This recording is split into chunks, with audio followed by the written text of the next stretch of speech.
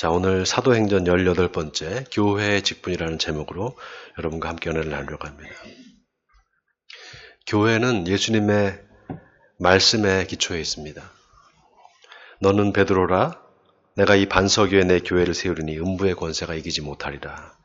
예수님이 베드로한테 하신 이 말씀의 기초 위에 교회는 세워집니다.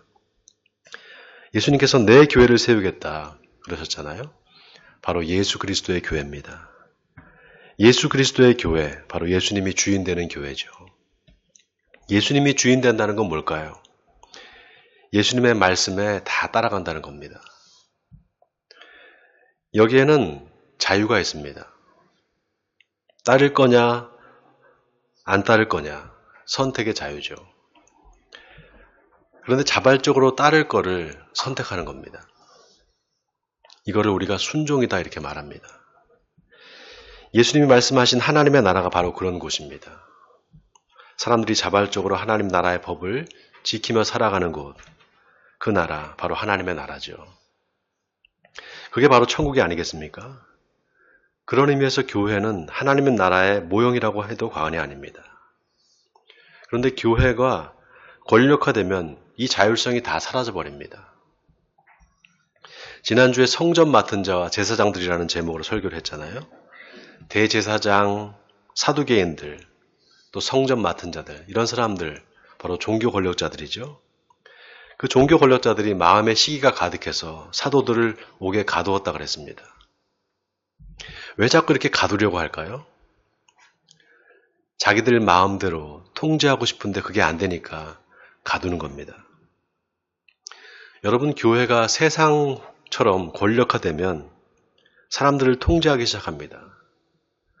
그렇게 통제를 하면 또 그 통제를 안전하게 느끼는 사람들이 있습니다. 그 증거가요. 요한복음 8장에 보면 예수님이 유대인들한테 진리를 알지니 진리가 너희를 자유롭게 하리라 이렇게 말씀하십니다. 그러니까 유대인들이 우리가 아브라함의 자손으로 종이 된 일이 없는데 왜 자유롭게 될 거다 이렇게 말을 하는가, 그렇게 말합니다. 그때 예수님께서 뭐라고 하십니까? 죄를 범하는 자마다 죄의 종이라. 종은 영원히 집에 거하지 못하되 아들은 영원히 거하나니 그러므로 아들이 너희를 자유롭게 하면 너희가 참으로 자유로우리라. 여러분 잘 보세요. 진리가 너희를 자유롭게 하리라. 그리고 아들이 너희를 자유롭게 하면 너희가 참으로 자유로우리라. 결국 뭘 말하고 싶은 겁니까? 진리가 누구라는 겁니까? 바로 예수 그리스도. 내가 진리다 이 말이죠. 근데 여러분, 진리를 알지니 진리가 너희를 자유롭게 하리라 이 말을 예수님이 누구한테 하셨는지가 중요합니다. 성경에 보면 예수께서 자기를 믿은 유대인들한테 이 말을 했다고 나와 있습니다. 믿지 않는 사람들이 아니라 자기를 믿는 사람들한테 이 말을 했다는 거예요. 그러니까 지금으로 말하면 목사가 교인들한테 이 말을 한 겁니다. 여러분 어때요? 제가 여러분한테 여러분 진리를 알아야 됩니다. 진리가 여러분을 자유롭게 할 겁니다. 그러면은 여러분 어떤 생각이 듭니까? 나 지금 예수 믿고 자유로운데 왜 목사님이 저러지? 그런 생각이 들지 않습니까? 여러분한테 물어보겠습니다. 예수 믿고 자유로워졌습니까? 답을 못 하시네. 네. 예수 믿고 자유로워졌습니까? 진짜 자유로워요? 자, 그러면 죄로부터 자유로워졌습니까? 아멘. 네. 죄로부터 자유로워졌습니까? 물어보니까 두 분만 아멘 했어요. 여러분, 예수 믿고 구원받았으면 자유로워져야 됩니다. 그런데 또 죄를 짓잖아요. 죄 짓고 회개하고 또 죄 짓고 다시 회개하고. 그때마다 하나님이 뭘 주신다고요? 죄사함의 은혜를 주시잖아요. 그러니까 죄사함의 은혜는 잘 아는데 그 이상은 모릅니다. 죄사함의 은혜만 있느냐? 그렇지 않습니다. 더 큰 은혜가 있습니다. 바로 하나님의 아들이 되는 은혜입니다. 하나님과 함께 동행하는 은혜죠. 우리가 이 은혜를 누려야 됩니다. 아멘입니까 여러분? 그러려면 어떻게 되느냐? 내가 어떻게 하면 하나님을 기쁘시게 할까? 이걸 생각해야 됩니다. 어떻게 하면 죄를 짓지 않을까? 이게 아니라 어떻게 하면 하나님을 기쁘시게 할까를 생각해야 돼요. 예루살렘 교회 성도들이 바로 그랬습니다. 다 한마음으로 하나님을 기쁘시게 하려고 애를 썼어요. 그러니까 점점 성도들의 숫자가 늘어났습니다. 자, 그런데 문제가 발생합니다. 교회가 부흥하니까 봉사할 사람이 필요한데 헬라파 유대인 과부들만 일을 하는 겁니다. 그러니까 헬라파 유대인들이 어떻게 했습니까? 왜 우리만 일을 하고 저 히브리파 사람들은 일을 안 하는가? 히브리파 유대인들을 원망하기 시작하죠. 예를 들면 교회에서 식당 봉사를 늘 하는 사람만 하는 거예요. 그러니까 처음에는 기쁨으로 하다가 나중에는 시험에 드는 거죠. 여러분, 교회에서 봉사하다가 시험 드는 사람들이 많습니다. 아마 예루살렘 교회도 그랬던 것 같아요. 비슷한 일이 누가복음에도 나옵니다. 누가복음 10장에 보면 예수님이 마르다라는 여인의 집에 들어가세요. 그리고 거기서 말씀을 가르치십니다. 그때 마르다의 동생 마리아가 예수님의 발치에 앉아서 예수님의 말씀을 경청해서 듣습니다. 그런데 마르다는 분주하게 일을 해요. 그러니까 마르다가 동생이 가만히 앉아있는 걸 보고는 주여 내 동생을 명하사 나를 도와주라 하소서 이렇게 말합니다. 말하자면 나는 열심히 일하는데 쟤는 왜 저러고 가만히 있지? 마르다가 화가 난 거죠. 자, 그때 예수님이 뭐라고 하시는가? 마르다야, 네가 많은 일로 염려하고 근심하라. 몇 가지만 하든지 혹은 한 가지라도 족하니라. 마리아는 이 좋은 편을 택하였으니 빼앗기지 아니하리라. 이렇게 말씀하십니다. 자, 여기 몇 가지만 하든지 혹은 한 가지라도 족하다. 이 말이 아주 의미심장한 말입니다. 이 말을 헬라어 원문대로 번역을 하면 많을 필요가 없다. 몇 가지다. 사실은 하나면 된다. 이렇게 번역이 됩니다. 그래서 이게 결국 뒤에 마리아가 이 좋은 편을 택했다는 말과 서로 연결이 됩니다. 뭘 많이 할 것이 없이 하나면 되는데 마리아는 그 하나를 잘 택했다는 겁니다. 그게 뭐냐? 바로 하나님의 말씀을 듣는 걸 택했다는 거예요.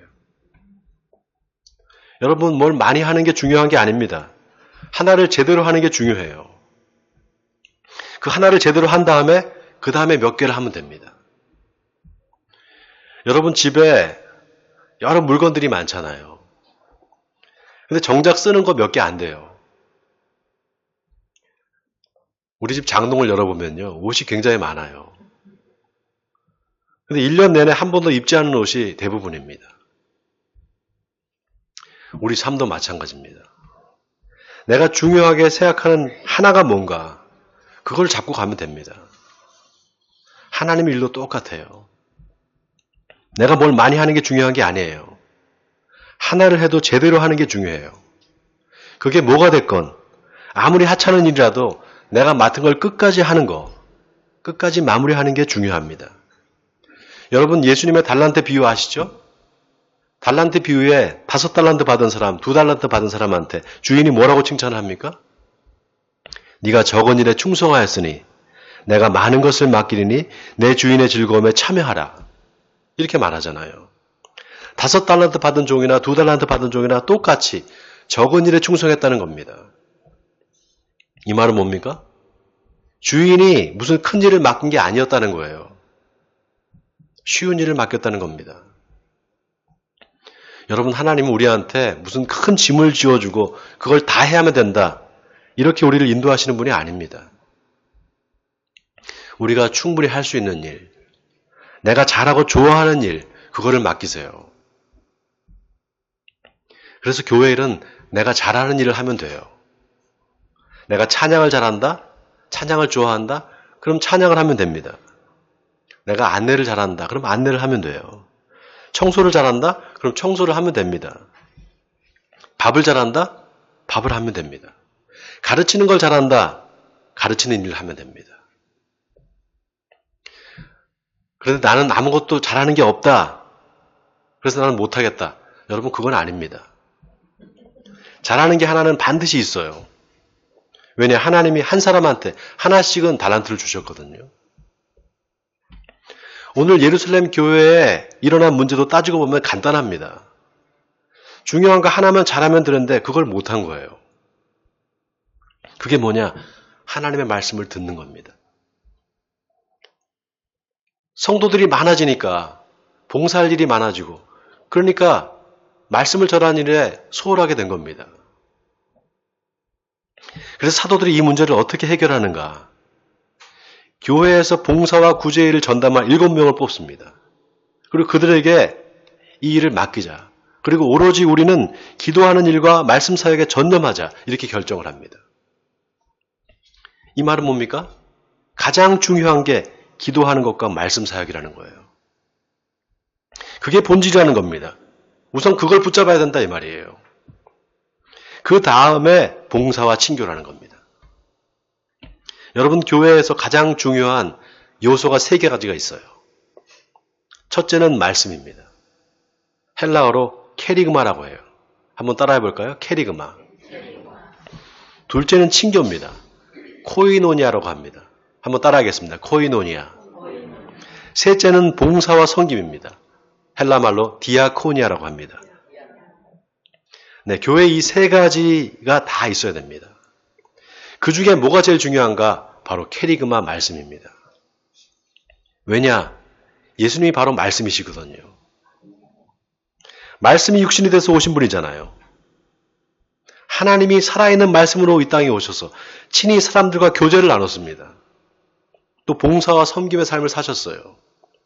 그래서 친교와 교제도 말씀 안에서 해야 됩니다. 봉사와 섬김도 말씀 안에서 해야 돼요. 자, 오늘 예루살렘 교회가 바로 그거를 잘 알았습니다. 아, 말씀이 제일 중요하구나. 그 다음이 교제와 섬김이구나. 이거를 알았습니다.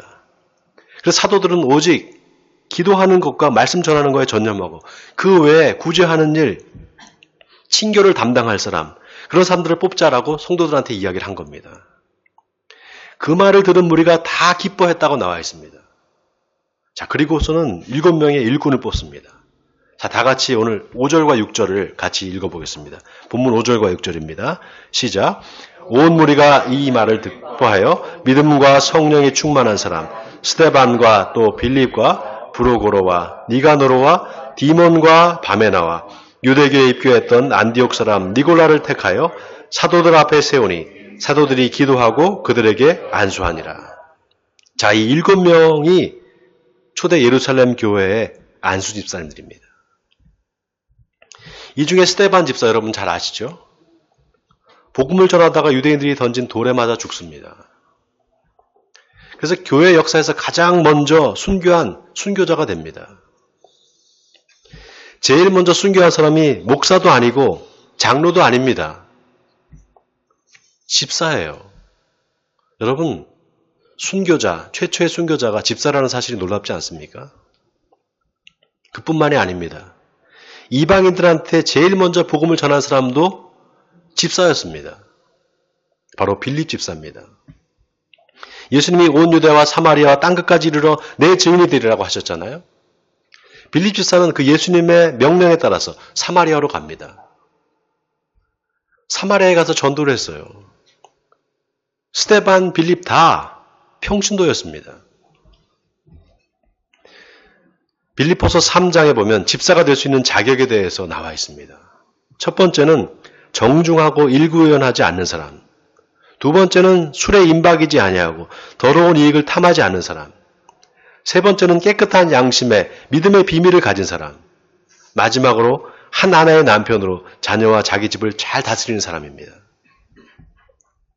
자, 이걸 한마디로 하면 성령과 지혜가 충만한 사람입니다. 자, 오늘 본문 3절에 성령과 지혜가 충만해서 칭찬받는 사람 7을 택했다 그랬잖아요. 지난주에 우리 교회 기획위원 7분을 뽑았잖아요. 예루살렘 교회 7명의 집사를 세운 것과 똑같습니다. 여러분, 우리 교회가 예루살렘 교회와 공통점이 많아요. 예루살렘 교회에 헬라파 유대인들이 있었다면 우리 교회는 다문화 가정들이 있습니다. 보통 다문화 교회는요, 한국 사람들이 없어요. 다문화면 다문화, 한국 사람은 한국 사람이지 이렇게 섞여 있는 경우가 많지 않습니다. 우리 교회 필리핀, 일본, 한국 사람 다 같이 섞여 있잖아요. 여러분, 그래서 꼭 해외에 가는 것이 선교가 아닙니다. 지금 한국에 수많은 이방인들이 와 있습니다. 이 사람들은 어떻게 할 겁니까? 이 다문화 가정들은 어떻게 할 거예요? 한국에서도 얼마든지 선교할 수 있습니다. 제 동기 중에 선교소로 간 사람들이 있는데 몇 사람은 선교하러 가서 한인 목회를 해요. 한국 사람들을 목회합니다. 그게 무슨 선교사입니까? 심지어 독일이나 영국으로 간 사람들도 있어요. 선교사로. 독일이 개신교 국가인데 마르틴 루터가 거기서 나왔는데 거기 왜 가요? 아니나 다를까 거기 간 선교사가 한국 사람들을 모아서 목회를 합니다. 그게 무슨 선교입니까? 또 필리핀이나 태국 같은데 선교사로 많이 가거든요. 근데 왜 가는가 보면 거기 가서 국제학교를 보내요. 아이들을. 목사 자녀들을 국제학교를 보내는 겁니다. 선교가 목적이 아니라 애들 국제학교 보내는 거예요. 그게 무슨 선교사입니까? 이제 선교 정책도 바뀌어야 됩니다. 그런 의미에서 우리 교회는 이미 선교를 하고 있어요. 우리 교회 출석하는 것 자체가 이미 선교입니다. 여러분, 우리 교회가 작지만 하나님이 기뻐하시는 교회입니다. 그리고 하나님 우리 교회를 통해서 하실 일이 있습니다. 그리고 그 일을 이루기 위해서 하나님이 여러분의 산업에 복을 주시고 여러분의 일터에 복을 주실 겁니다. 오늘 본문 7절에 보면 예루살렘 교회 7명의 안수집사를 세우고 나서 하나님의 말씀이 점점 왕성하여 예루살렘에 있는 제자의 수가 더 심히 많아지고 허다한 제사장의 무리도 이 도에 복종하니라 이렇게 나와 있습니다. 여러분, 여기 왜 교인의 수가 많아졌다, 성도의 수가 많아졌다 하지 않고 제자의 수가 많아졌다고 했을까요? 여러분, 제자는 어떤 사람이 제자일까요? 여러분, 제자는 열매를 맺어야 제자예요. 요한복음 15장 5절에 예수님이 나는 포도나무여 너희는 가지라. 그가 내 안에 내가 그 안에 거하면 사람이 열매를 많이 맺나니 나를 떠나서는 너희가 아무것도 할 수 없음이라 그럽니다. 그리고는 너희가 내 안에 거하고 내 말이 너희 안에 거하면 무엇이든지 원하는 대로 구하라. 그리하면 이루리라. 너희가 열매를 많이 맺으면 내 아버지께서 영광을 받을 것이요 너희는 내 제자가 되리라. 이렇게 말씀하셨습니다. 자, 이 말은 뭡니까? 열매를 맺는 사람이 제자라는 거예요. 자, 그러면 예수님이 포도나무고 내가 가지예요.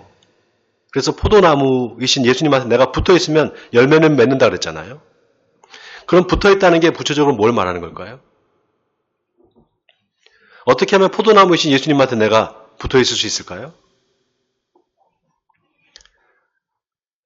놀랍게도 그 다음에 이어지는 7절에 너희가 내 안에 거하고 내 말이 너희 안에 거하면 무엇이든지 원하는 대로 구하라. 그리하면 이루리라 이렇게 말씀하셨습니다. 이루리라, 다른 말로 하면 열매를 맺으리라 이 말입니다. 자, 내 말이 너희 안에 거해야 된다는 거예요. 거하면 무엇이든지 구하라. 그럼 열매 맺게 된다는 거잖아요. 그러니까 우리가 예수님의 말씀 안에 있어야 돼요. 예수님의 말씀이 내 안에 있어야 됩니다. 그래야만 열매를 맺을 수 있어요. 열매를 맺어야 제자가 된다는 겁니다. 아멘입니까, 여러분? 빈 깡통처럼 아무것도 내 안에 없는데 어떻게 열매를 맺겠습니까? 예수님의 말씀이 내 안에 꽉 차 있어야 돼요. 그럼 어떻게 될까요? 내 삶이 변화됩니다. 너희가 열매를 많이 맺으면 내 아버지께서 영광을 받을 것이요 너희는 내 제자가 되리라. 이 말이 그 말입니다. 너희 삶이 완전히 바뀌게 될 거다 이 말입니다. 여러분, 교회는 교인을 만드는 곳이 아닙니다. 종교인을 만드는 곳이 아니에요. 제자를 키워내는 곳입니다. 그래서 오늘 본문 7절에 하나님의 말씀이 점점 왕성해서 제자의 수가 더 심히 많아졌다. 이 말이 아주 기가 막힌 말입니다. 여러분, 하나님의 말씀에 힘이 있습니다. 아멘입니까? 그 힘은 다른 게 아닙니다. 바로 삶을 변화시키는 힘이에요. 말씀이 점점 왕성해지니까 예루살렘 교회 성도들의 삶이 변한 겁니다. 아니, 저 사람 저런 사람이 아닌데 무슨 말만 하면 화만 내던 사람인데 어떻게 저렇게 차분해졌지? 저 사람 완전히 180도 바뀌었네? 아니 저 사람 맨날 안 된다고 부정적인 말만 하더니 말씀이 들어가니까 완전히 달라졌네. 삶이 변화된 겁니다. 여러분, 하나님의 말씀은 반드시 삶을 변화시킵니다. 그래서 교회를 열심히 다니는데 삶에 아무런 변화가 없다. 그 사람은 아직 말씀의 능력을 경험하지 못한 사람입니다. 여러분 주변에서 저 사람 변했네, 저 사람 완전히 달라졌네, 이런 말들이 나와야 됩니다. 그럼 억지로 교회 가자고 안 해도 사람들이 먼저 가보자고 합니다. 그 교회 한번 가보자 이래요. 그래서 교회를 수십 년을 다녔는데도 한 사람도 전도를 못했다. 그건 이상한 겁니다. 뭔가 잘못 믿고 있는 거예요. 이제 하나님이 우리 에베네셀 교회에 집사님들과 권사님들을 세워주셨습니다. 이제 여러분들을 통해서 열매가 맺혀져야 됩니다. 우리 교회가 참 은혜로운 게 누가 시키지 않아도 성도들이 다 자발적으로 봉사를 합니다. 보통 교회들이 한 주에 한 번씩 돌아가면서 식사 당번을 정합니다. 음식을 뭘 해와야 된다, 뭘 해와라 이렇게 말하잖아요. 근데 우리 교회는 따로 정보를 정하지 않았습니다. 집에서 근데 다 반찬을 해오고 식사 준비를 해요. 왜냐? 자발적으로 하는 걸 하나님이 기뻐하시거든요. 저는 하나님이 여러분의 봉사와 헌신을 다 갚아주실 거라 믿습니다. 세상에 공짜는 없다는 말이 있잖아요. 하나님의 일에는 거기다 절대라는 말을 붙여야 돼요. 하나님의 일은 절대 공짜가 없습니다. 왜냐? 하나님은 의로운 재판관이시거든요. 여러분, 이 말은 하나님이 공정한 판결을 내리고 그에 따른 보상을 반드시 하신다는 겁니다. 믿음이 없이는 하나님을 기쁘시게 하지 못하나니 하나님께 나아간 자는 반드시 그가 계신 것과 또한 그가 자기를 찾는 이들에게 상 주시느심을 믿어야 할지니라. 히브리서 11장 6절의 말씀에 나오는 이 상이 단순한 포상, 프라이즈가 아닙니다. 일을 한 대가를 갚아준다는 뜻의 보상입니다. 바로 리워드입니다. 하나님 우리가 한 일에 30배, 60배, 100배로 갚아주시는 분이에요. 사랑하는 성도 여러분, 바라기는 주님의 말씀으로 여러분의 삶이 변화되기를 바랍니다. 그래서 우리 교회가 예루살렘 교회와 같이 날마다 제자의 수가 늘어나기를 바랍니다. 그리고 여러분 중에 스테반 집사님과 빌립 집사님 같은 분들이 나오기를 바랍니다. 그래서 우리 에베네셀 교회를 통해서 하나님의 나라가 이 땅에 임하기를 주님의 이름으로 간절히 축원드립니다.